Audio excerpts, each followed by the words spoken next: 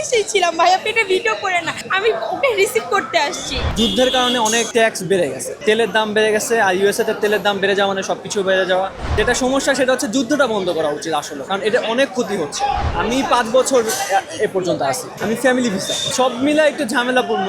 আপনার সব কিছুতে অনেক সিকিউরিটি মেনটেন করতে হচ্ছে, প্লাস যুদ্ধের জন্য অনেক ঝামেলা চলতেছে, সব কিছুর দাম বেড়ে গেছে।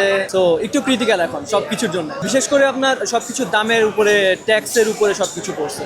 আগের মতোই সব কিছু আছে, বাট দুইটা জিনিসের সমস্যা, সেটা হচ্ছে আপনার নিরাপত্তা। আইএস নিযুক্ত করছে, যেটা অনেক বেশি সমস্যার একটা ব্যাপার। একটু ভুল থাকলে ওরা কোনো কিছু জাজ বিচার করতেছে না, জাস্ট আপনাকে নিয়ে যাবে, দেন আপনার ওখান থেকে ছাড়ানোর জন্য অনেক কাঠখড় পোড়াতে হচ্ছে। সেকেন্ড যেটা হচ্ছে সেটা যে আপনার যুদ্ধের কারণে অনেক ট্যাক্স বেড়ে গেছে, তেলের দাম বেড়ে গেছে, আর ইউএসএ তে তেলের দাম বেড়ে যাওয়া মানে সবকিছু বেড়ে যাওয়া। তো এই দুইটা জিনিসই আপাতত খুব খারাপ দিকে চলতেছে। হ্যাঁ, নিরাপত্তাটা অনেক কঠোর হয়েছে, এবং এয়ারপোর্টগুলোতে এখন অনেক বেশি লাইন, যখন আপনার মানে চেকিংগুলো বেশি হওয়ার কারণে লাইনটা অনেক লেন্দি হচ্ছে, যার কারণে যে আগে 1 ঘন্টা আগে গেলেও আমরা সব কিছু কমপ্লিট করতে পারতাম, এখন আমাদের অ্যাটলিস্ট 3 ঘন্টা হাতে টাইম নিয়ে দেওয়া লাগে। ওরা শুধু আপনার কাগজপত্র, ডকুমেন্টস যদি সব কিছু ঠিক থাকে তাহলে কোনো কিছু করবে না। আরেকটা জিনিস সেটা হচ্ছে কনফিডেন্স রাখতে।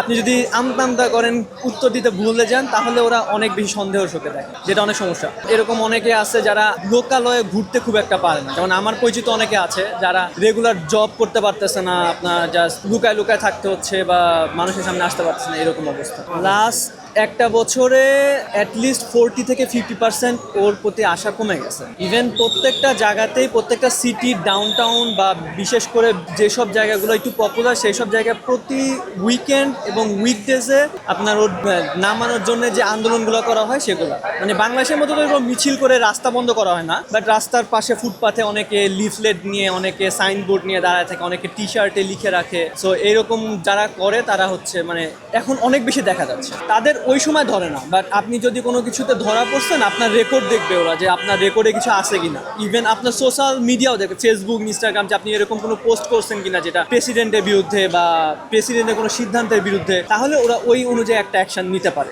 আমার এখন যতটুকু মনে হয় এটা লেন্দি হবে, বাট ওই রকমভাবে ক্ষয়ক্ষতি না হলেও এটার সমাপ্তি আসতে অনেক অনেক টাইম লাগবে। দুই পক্ষই দুইজনের দিক থেকে ঠিক মনে করতেছে। যেটা সমস্যা সেটা হচ্ছে যুদ্ধটা বন্ধ করা উচিত আসলে, কারণ এটা অনেক ক্ষতি হচ্ছে।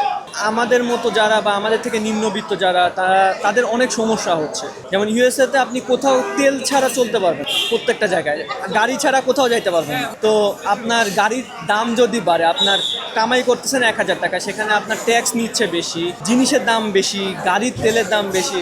সো আপনি ওটা নিয়ে কভার করতে পারবেন না। ডেইলি মেনটেন্স যেটা বা ফ্যামিলি মেনটেন্স বলেন, ইনকাম যেটা, এটা কভার করানোর সমস্যা। আমার কাছে একটাই কথা থাকবে যে যারা চিন্তা করছেন যে ইউএসএ যায় অনেক সুখে শান্তিতেই করবেন, এই চিন্তাটা একটু কমান।